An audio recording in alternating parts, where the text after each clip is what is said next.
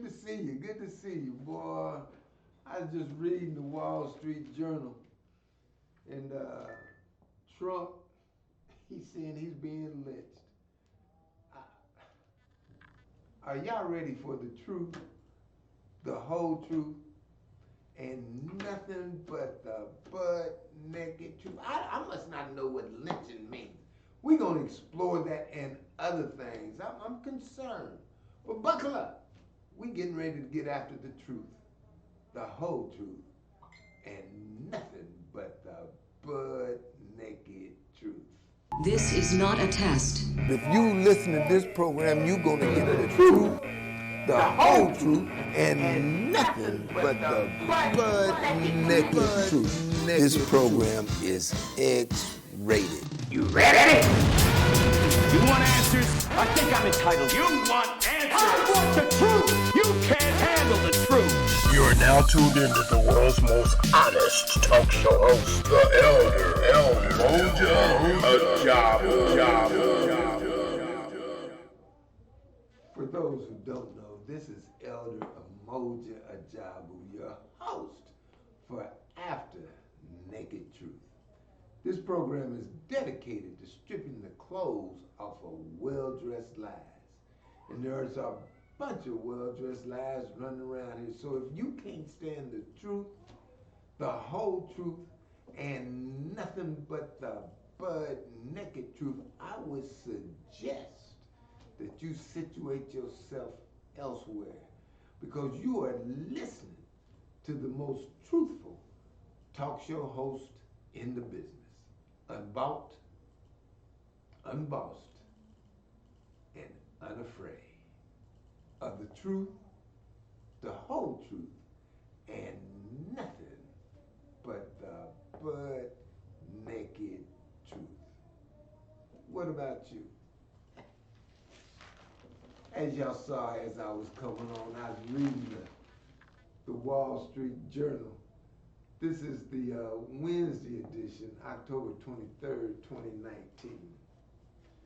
And in here, it's got an article that says that Trump lynching tweet is criticized, and it's written by Lindsay Wise and Natalie Andrews.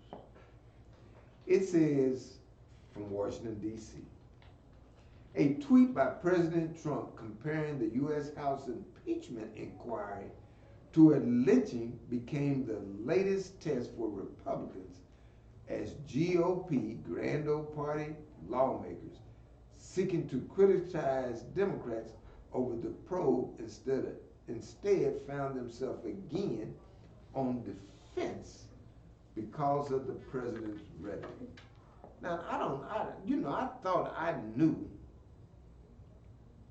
what lynching meant, but let me look that up, because I need lynching. What is lynching? Here's the definition of lynch. Of a mob killed someone, especially by hanging, for an alleged offense with or without a legal trial. What? Of a mob who killed someone, especially by hanging, for an alleged offense with or without a legal trial. So, President Trump, now last time I looked, you still living, and ain't nobody putting nothing around your neck, to my understanding. How are you using that word?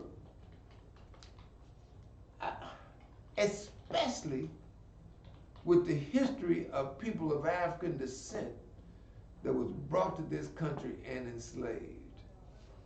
In this article, it says more than 4,000 African Americans were lynched in southern states between 1877 and 1950. 4,000. The span, that's a span of 73 years. If you do the math, that means that 55 people of African descent every year for 73 years was hung by mobs with or without a trial, whether they committed a crime or not. 55 people a year, people of African descent, were hung by a mob. President Trump, they're not trying to do that to you. 55 a year, so what, that's 5 a month, which means that you're talking about better than 1 a week. Every week for 73 years, a person of African descent was hung by a mob in America. Whew. Now that's not humane. Obviously, that's not humane. That's not how a human should treat a human. And I would question that if a human treats a human like that, is that person who perpetrated that behavior, are they human? President Trump, you're not being lynched, blood.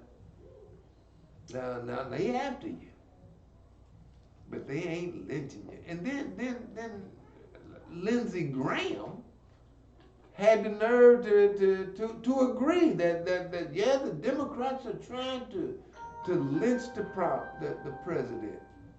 No, Lindsey. And you from South Carolina. You know better. You know what lynching is. You know what your daddy did to people of African descent. You know what your granddaddy did. And if truth be told, you might have had your hand on a rope too. I'm telling you, I'm unbossed, and unafraid. And I'm not trying to say something that's not true. That's the history of the South. They talking about 1950, boy. If you look this year, you probably will find that somebody got hung this year. It just ain't been written about on the national level. And see, I'm really concerned with the way that things are running in Washington, D.C. Attorney General Barr has put out that he's going to investigate the CIA and the FBI. He says that they unfairly, illegally looked into the business of the president. Whew.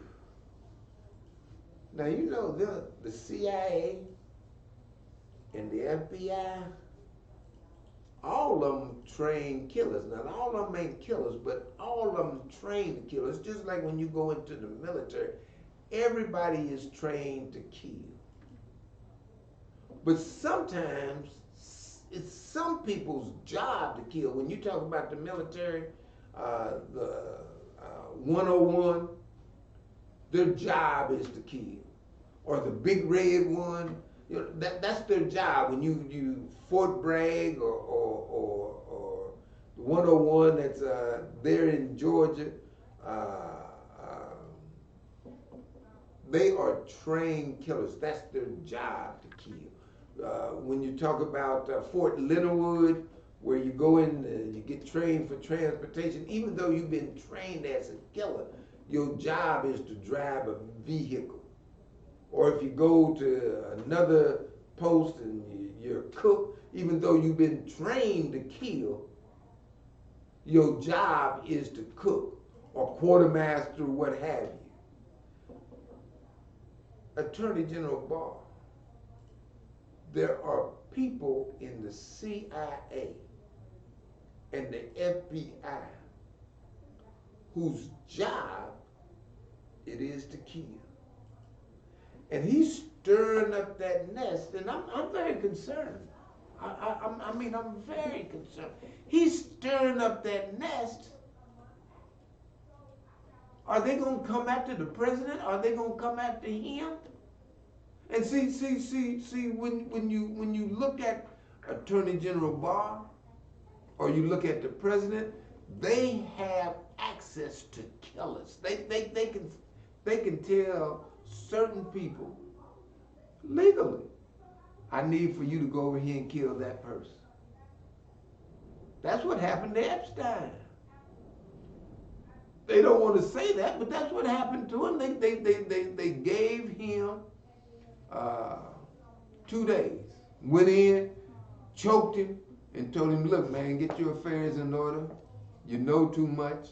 We can't have you out here telling what you know. People going to be asking you what you know. We know that these conditions are going to be a strain on you, and you're going to break trying to tell something so that you can get out of these conditions.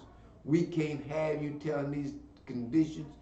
Get your affairs in order. We're going to allow you to get your money and legally put it in a trust so that your family, your brother, will be able to have that money, so those women that you done got for Attorney General Barr's daddy, you know, for Trump's parties, for Bill Clinton on the plane, for Prince Andrew, all of them folks. We can't have you telling all that. We're going to take you out, but we're going to give you a chance to get your affairs in order. And the point that I'm making is Attorney General Barr has people that he can say, I need that one taken out.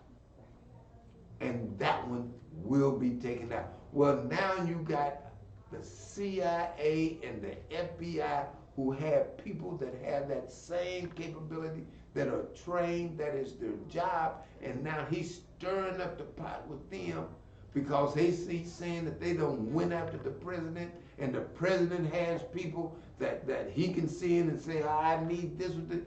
We're looking at a clash. And see, a forerunner to that just happened yesterday. What is today? Today is Thursday, the 23rd, the day of this paper, Wednesday. When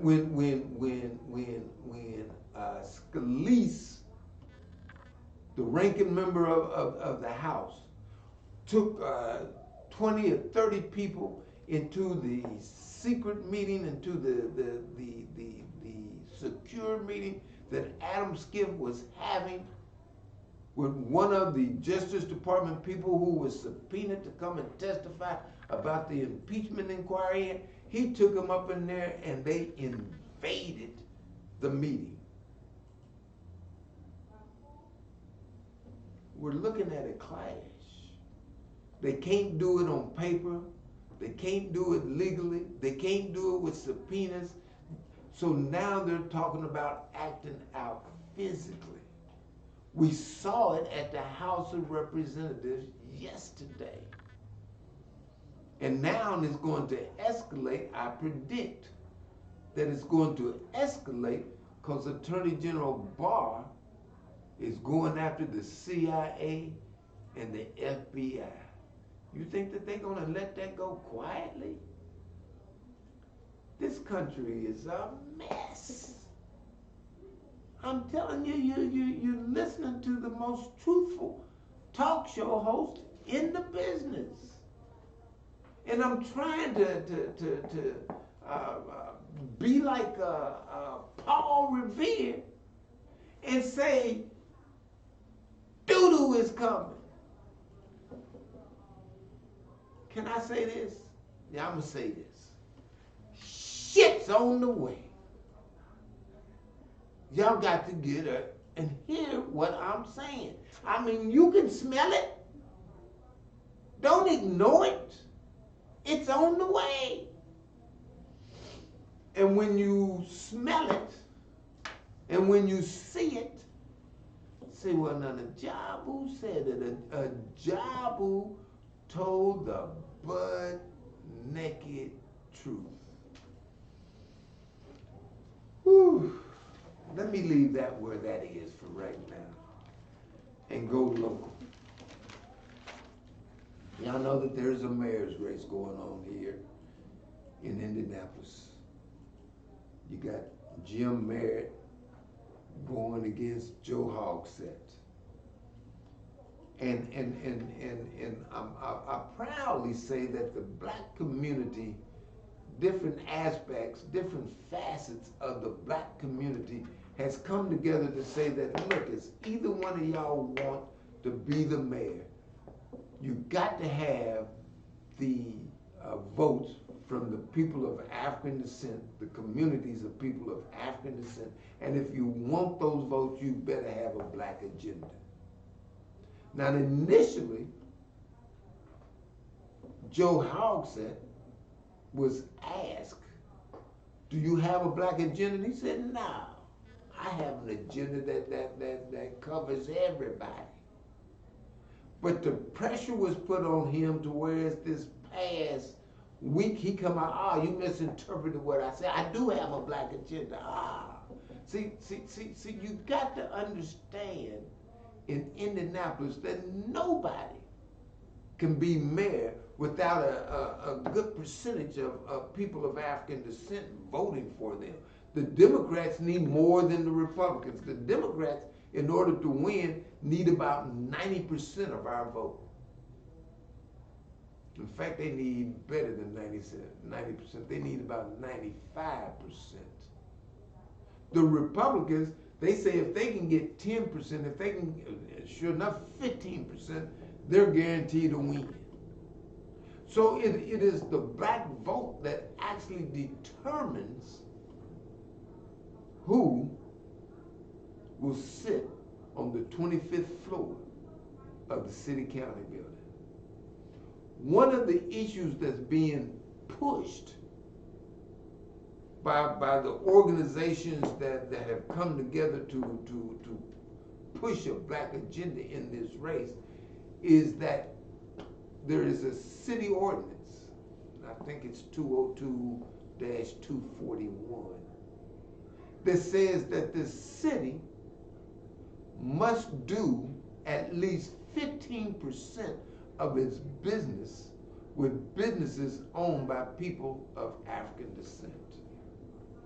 Now, when Mayor Hogsett was asked that question, he deferred it to Camille Blunt, who says, well, the law don't say that. Yeah, the law says that, Camille.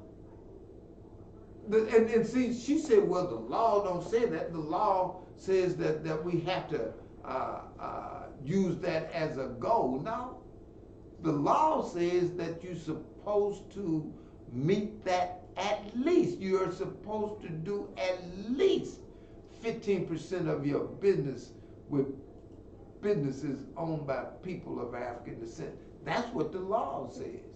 Now, when you look at the business plan that the city put together on how to implement that law, that's where you get where the business plan says that they are reluctant to use the language of a set-aside. And they believe that there will be a good faith effort on the part of the city to whereas that they will make the 15% and some. But the business plan says that if the city consistently does not meet the threshold, the goal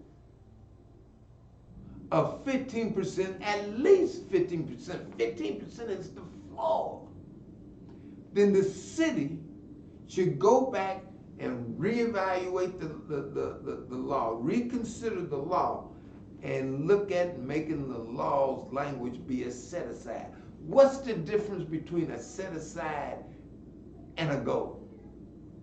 A goal says, well, I'm going to try to make it. I'm going to put forth a good forth effort to make it. And if you don't make it, then I just didn't make it. A set-aside says, look, this money is set aside for businesses of African descent, and it's going to be there until they use it. It has teeth. It says the project, if you got a project and it doesn't have at least 15% participation by businesses owned by people of African descent, then the project can't go forward. The business plan of the city says that if the city does not make the 15% on a consistent basis, then the law should be flipped from being a go to being a set aside. Well, the law has never, the city has never made the 15% threshold. That's the floor. When Camille was asked, well, what is it? Who was that? Pastor Jackson. Ask her.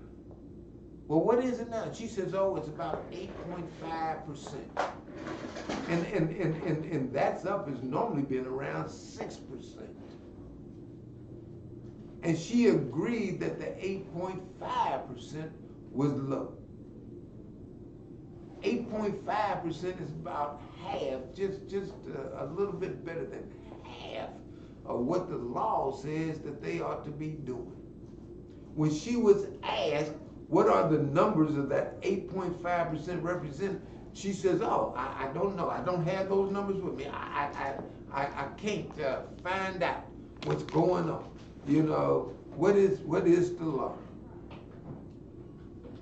When she was asked that, she couldn't tell us what the law was. Okay, well, let me help. See, the city's budget is about 2.2 billion.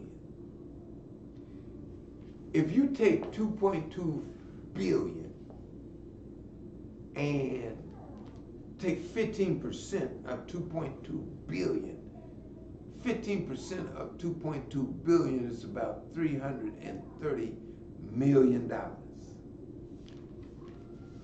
So if you're doing about half of that, you're talking about, are you doing about 160 million with the community? I bet that's not true. I bet that's the reason why she didn't have the numbers. Because see, if she had the numbers, then you could actually determine the percentage. I'm saying that they don't put some shit in the game, and it's stinking. And I'm saying that Mayor Hogsett, I know you deferred it to Camille. And see, I know that's the game plan when you're trying to get black folks to support ugly, you put a black face on it. So that you're saying, it's not racist. It's not a white male doing that. This is a black woman. She's with you. She comes from you. And then the first thing she's gonna say, this white male's a good white male. He done what nobody else has done. He done gave me a budget to do a study so I can determine how bad we doing. Well, we don't need a study, Camille. We know how bad you're doing. And we know that you're not doing 8.5% of the city's budget. You're not doing that kind of business with businesses owned by people of African descent. And we're sick of you putting that doo-doo in the game. You gotta take that doo-doo out of the game. Don't be calling me now. No, Camille. No, I'm not talking. Look, here she is. She wanna call. See, everybody wanna call. And I'm not talking with you, I'm talking about you. Camille, and see, this is what gets me. Our people, and see, we always say, we got to get somebody that look like us at the table. Well, that's a good first step. But if the person that we get at the table that looks like us is not with us, then we've done ourselves more harm than we have good, because they can roll that person out there, put that person out front and say, this is your person. she looks like you. She came from your neighborhood. But yet and still she's doing stuff that is detrimental to our neighborhood. But they want us, Camille, look, girl, I done told you I'm talking about you. I'm not talking with you. See, she wants to talk now. Cause she hear the truth, the whole truth, and nothing but the butt naked truth. And it's got to be told. Jim Merritt, he said if he's elected, he gonna follow the law. He said that the city will do 15%, at least 15% of its business with businesses owned by people of African descent. Now, that's definitive. But again, you know as well as I know that politicians running for election will make all kinds of promises, and then when they get in, you can't find them. When did I say that? Well, we got it on tape. Yeah, we got you on tape. And I'm saying that we as a community, we can't get so hung up of being a Democrat that we vote for a Democrat when the Democrat is lying to us, who's not doing what the law says that he ought to be doing. Are y'all listening?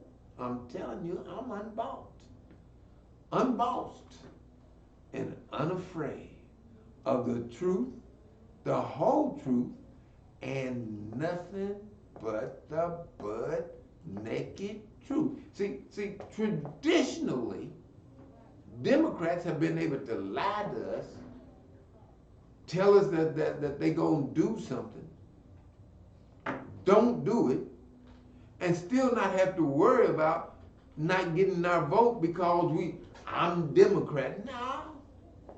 We got to quit being Democrat. We got to quit being Republican.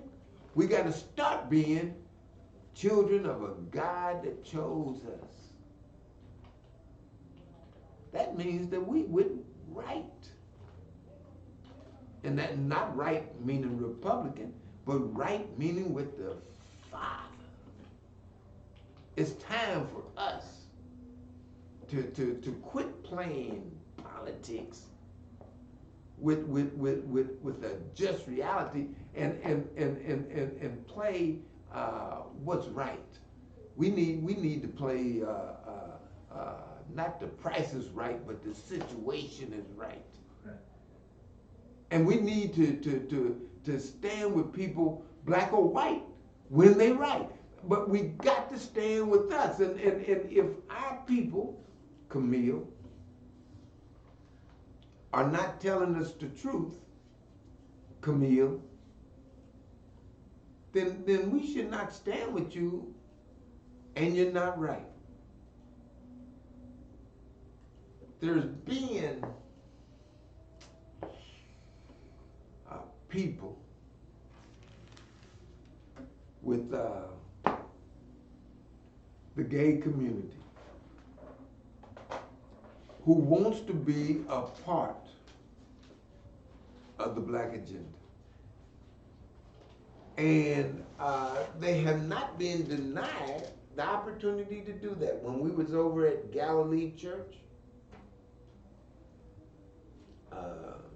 Leah and her group, Black Lives Matter, Indy 10, they participated in the small groups. They sitting around on the table. When it came time to report, Leah was chosen to speak. When there was time for questions and answers, Leah asked a question concerning, are we trying to get youth into the group? Which Marshawn Woley said, yeah, we're moving to do that. And when you look at the debate that's coming up Monday, or that was held past Monday, we're going to have a student from Tech to ask a question. And yeah, you know, we're going to include the youth. I'm saying all that to say that they were included. Didn't nobody ask them about what they was doing in the bedroom. But another person that was with them, and I don't know the sister's name, she stands up or not stands up, she gets recognized. Well, have you considered anyone from the LGBTQIA FMB community? I may have put some extra letters in there. I don't know, you know, but it might have been NBC. Y'all cute. Just too many letters. Let me just say the gay community. And now I know they're gonna get, Jabu, you making fun? No, I'm not making fun of you. I'm just having some fun. I'm just having some fun. You know. So she asked the question, are they to be included? And it was a question that didn't need to be asked. You've been included all the way through the picture. A brother, he said that he thought that was wrong to say that you are including the LGBTQ, MBC, WXYZ, ROMP. No, I get to send them letters, y'all excuse me, but I get to send them letters and I keep, you know, pretty soon I'm gonna break out into A, B, C, D. No, y'all excuse me now, excuse me. You know, sometimes I get into a comedy mode, but let me let me get hold of myself. I'm gonna just say gay.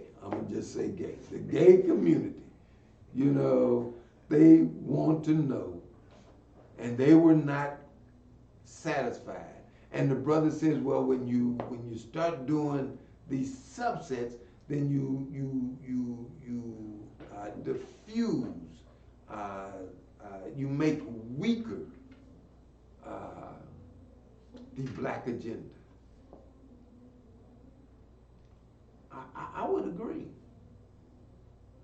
But that upset them. And I was on the camera, and so I went to the sister that made the comment of whether the alphabet would be included. And I said, well, this is your opportunity to respond to what brother said. You're asking me for an interview? I said, yeah. Well, being that you did not defend me against that heterosexual, I deny you the interview. Well, I said, sis, it's not on me to defend you. You got to defend yourself. Yeah, you should have defended. No. But let me be clear on what I'm saying. If brother would have been trying to physically harm them for living the life that they want to live, then I would have stepped in and said, no, bro, you can't do that. You can't. We ain't doing that. We ain't getting physical. But if she was looking me to defend her lifestyle, I don't support that, and I'm not going to defend that. I will defend her person, but I'm not going to defend her lifestyle, the way that she lives her life. I'm not going to defend that. She's got to defend that. And it might be her reluctance to defend it because there may not be a defense for it. Because I don't support it. It's just the nature of the beast. But because I took that position, and they got into a shouting match, and we at the church with LaRon Anderson, they shouting, and we're in the chapel, and Pastor Lyons is giving closing remarks, and they got so loud and boisterous in the back that he had to stop, and you could hear them.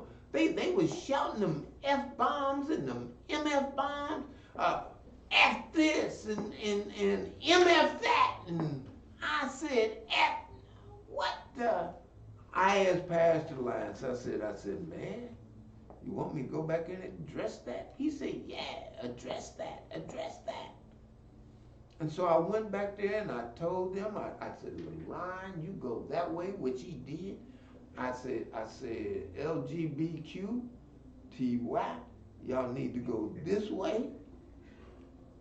They did for the most part. They got outside the room, and while I was there, the sister that asked the question, if y'all won't defend us, then we'll fight. Well, we don't need no fighting up in here, sis. Just please respect the place. This is a church. We don't need no F and MF bombs being thrown and cast in the church. Just get yourself on the other side of the door, and then you can talk what you want to talk. Well, they went out one door, but they wouldn't want to go out the other door. So I said, okay, we'll just close this door so at least we can't hear that stuff in the chapel. I went back into the chapel.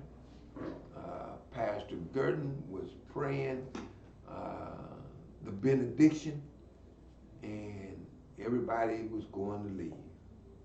When I go out the door, the LGBTQTYFNB community people were still out there, and they said, Ajabu, you all right, you just need to keep on going. Well, oh, wait a minute.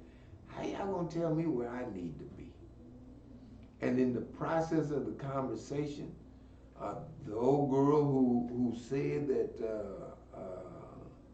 asked a question about being included, she said that she was gonna whip my butt. Lord. Lady, now here it is, you talking about that you want to be included.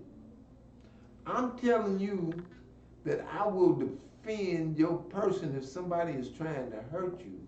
But because I will not defend your lifestyle, you want to fight me. Well, now we in a whole different arena. I'm not gonna let you beat on me because I won't defend your lifestyle. And Lord knows I don't want to fight nobody, but I'll fight anybody. I will defend myself against anybody. I don't care what kind of title they got, what kind of lifestyle they leading. They can be a babysitter. And if they come up in here talking about, well, you won't defend me because I'm a babysitter, and because I'm a babysitter, you won't defend me, I'm going to fight you. Well, I'm going to defend myself, whether you be male, female, or confused. You're not going to be putting your hands on me. And then I look at you talking about that you want to be included and acting like that. Who wants to be around people that act like that? Curtis, how you doing, man? YFMB? Yeah, I don't know, man. Help me out. You know, yeah, Tony, the alphabet group. Yeah.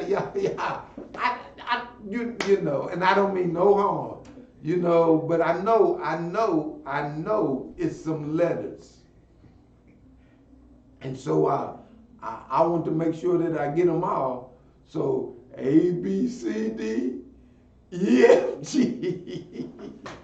No. But I'm just saying, you cannot hope to be treated in a humane way when you acting uncivil. People can't treat you in a civilized fashion and you acting uncivil. And see, I believe that we need to have that discussion. Now watch this, y'all. I'm getting ready to. I'm throw a bomb. It ain't gonna be no F-bomb though. I ain't doing no F or no MF bombs. But I'm wondering what's going on with the church. I'm telling you, I'm unbossed, and unafraid of the truth, the whole truth, and nothing but the butt naked truth. I don't know if I got enough time to get this in, but let me run at it. I went to hear Van Jones over at Clues Hall this past week. And I went over there to tape it just like I was taping or videoing the Black Agenda at Galilee.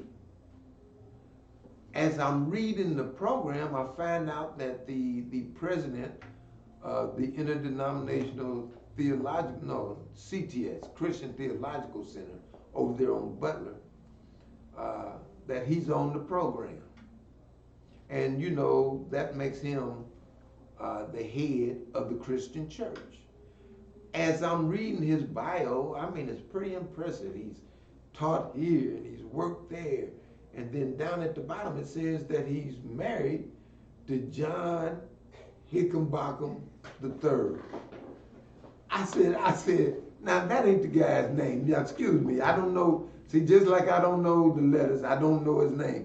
But I read that and I said, daggone, here it is, the dude that's head of the Christian church, the disciples of Christ. He married to a man.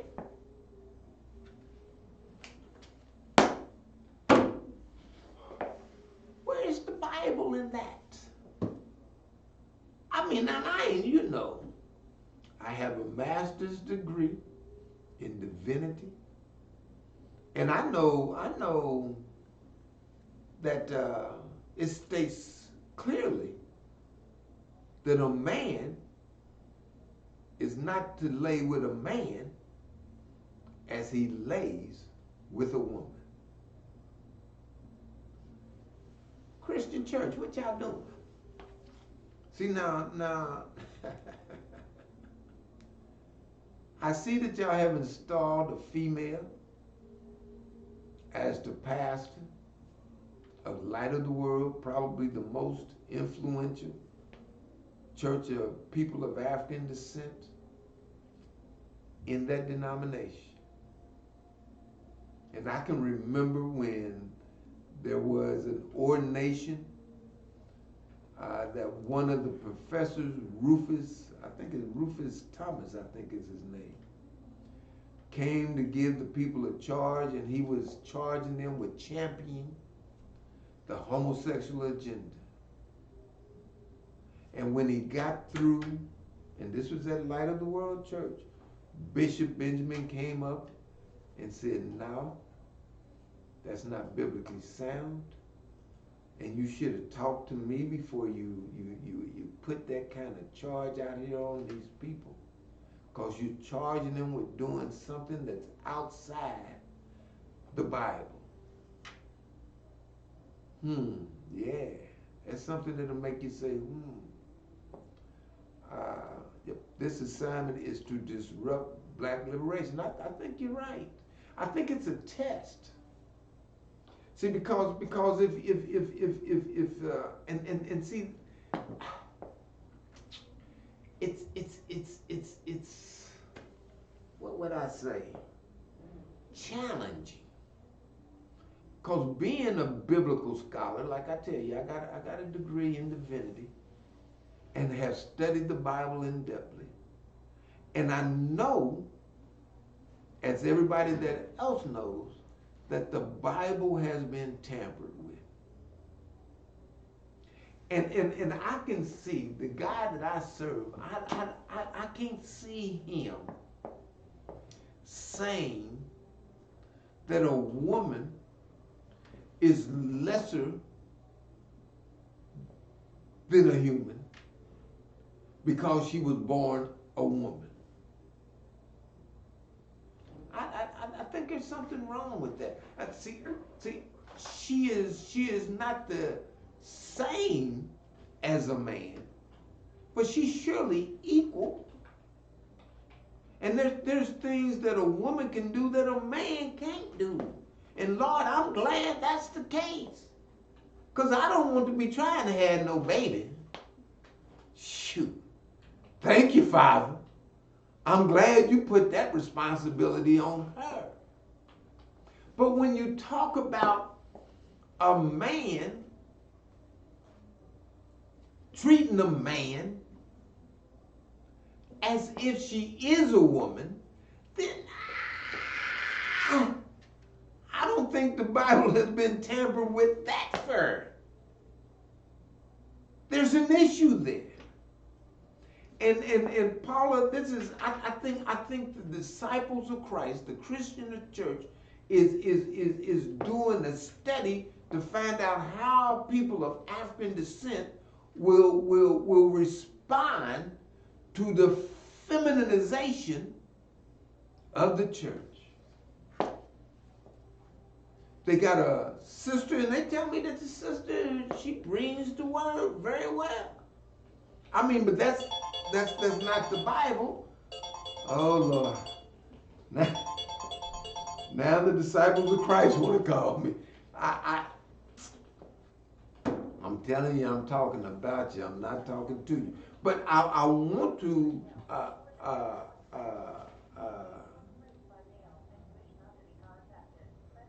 they won't even let me hang up. But I'm going to organize a forum to where it's that we can have this discussion. What are you saying, Tony? You are what God made you, and everything else is a choice. I argue that not, you know. But you got to accept reality on reality's terms. You can't say, I don't like that I was born a man, so I wanted to be a dog, and so I'm gonna start acting like I'm a dog and start running around here barking. You got to accept reality on reality's terms. And if you was born a man, you got to accept that that's who you are. Born a male, you got to accept that's who you are. If you was born female, then you got to accept it. But again, I think that the disciples of Christ is testing America through Light of the World by first of all putting a female as the interim pastor into the pulpit just to see how that goes. And again, that's anti-Bible. That's not Bible. And not only pushing the interval there, but pushing it even further by putting a homosexual as the head of the church. My goodness.